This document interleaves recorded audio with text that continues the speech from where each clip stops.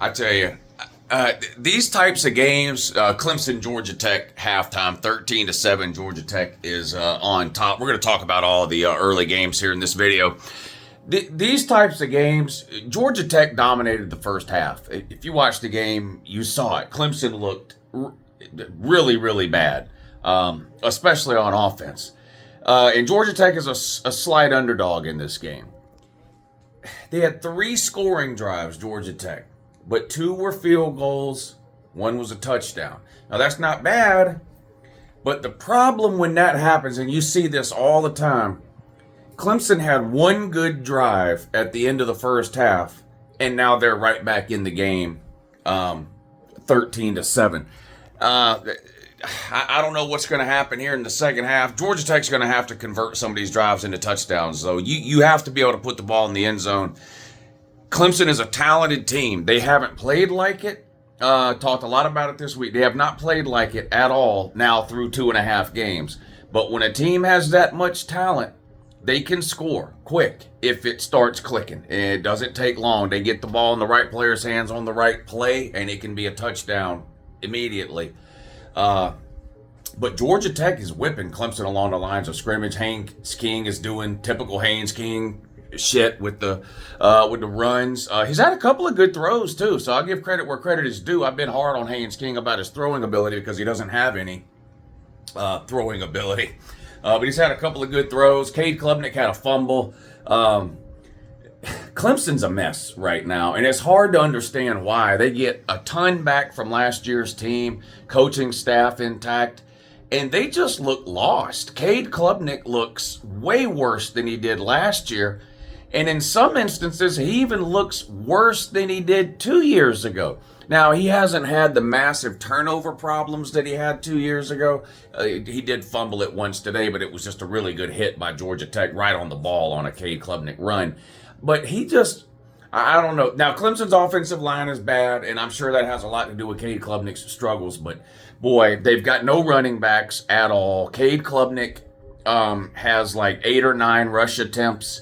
That's more than every Clemson running back combined in this game. Again, Adam Randall, a converted wide receiver, is their leading rusher. He had 1 good run in the first half of 15 or 20 yards. Other than that, nothing. They got issues.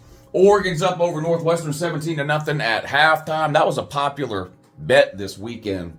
Oregon minus about 28 against Northwestern. We'll see if they can. Cover. Michigan all over Central Michigan. Oklahoma all over Temple. Alabama. Been watching some of that game today. They're playing Wisconsin. They're all over Wisconsin. Luke Fickell.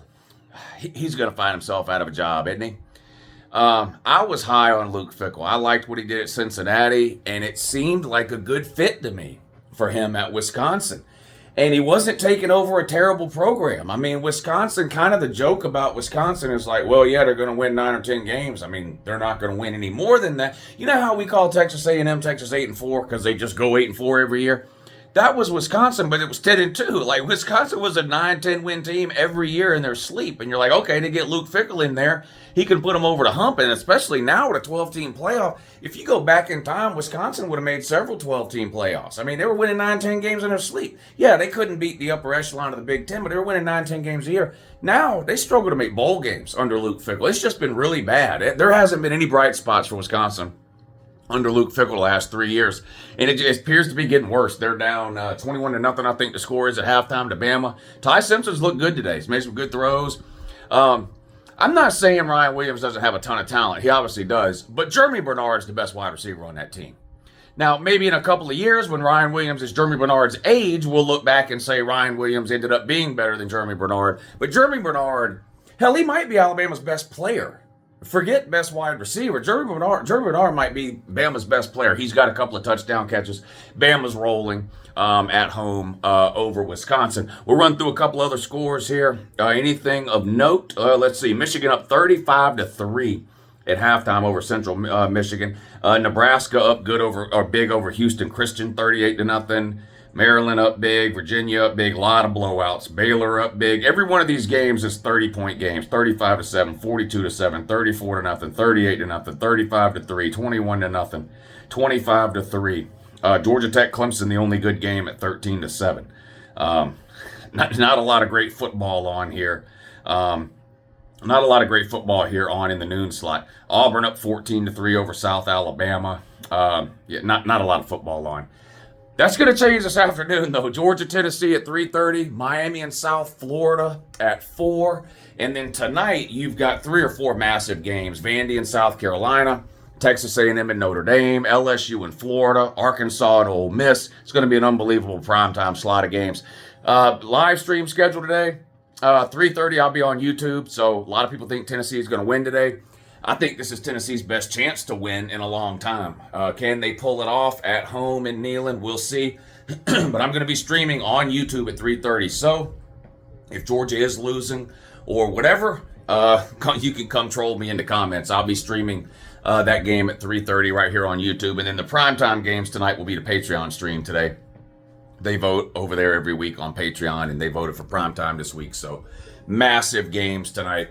Link to the Patreon in the description. And I'll be live on YouTube right here at 3:30 for Georgia, Tennessee, and Miami versus South Florida. What do y'all think, Clemson and Georgia Tech? They got to find some running backs, Clemson. I don't know. I like their wide receivers. I think Wesco's a good wide receiver. Cade's got no time to throw the ball. How did Clemson's offensive line get this bad? Boy, I don't know, man. Clemson could come back and win this game. Just pure talent, I guess, in the end. Could end up winning out if Georgia Tech sort of gives out or runs out of gas in the second half. Georgia Tech looks like the better team, especially up front, though. And they're at home. Clemson's going to have to put together some scoring drives. And Georgia Tech's got to score touchdowns, not field goals. But what do y'all think? What's going to happen in that one? Is Clemson going to come back and win, or can Georgia Tech hang on? All right, see you all at 3:30.